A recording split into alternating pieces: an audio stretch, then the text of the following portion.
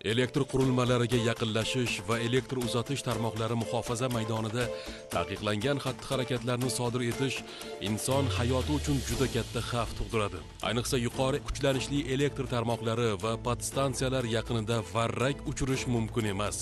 Ana shunday noxush holatlarning oldini olish maqsadida ota-onalarga zarur tavsiyalarni beramiz.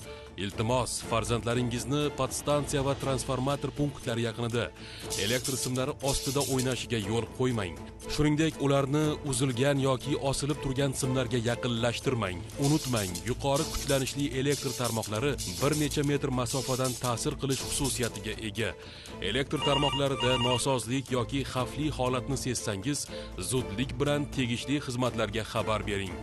Eslatib o'tamiz, muhofaza zonasi maydonida ko'plab odamlar yig'ilishi bilan bog'liq bo'lgan har qanday tadbirlarni o'tkazish, muqim va ko'chma savdo rastalarini tashkil etish, chiqindixona tashkil etish, yoqilg'i moylash materiallarini saqlash va qo'yishni amalga oshirish taqiqlanadi.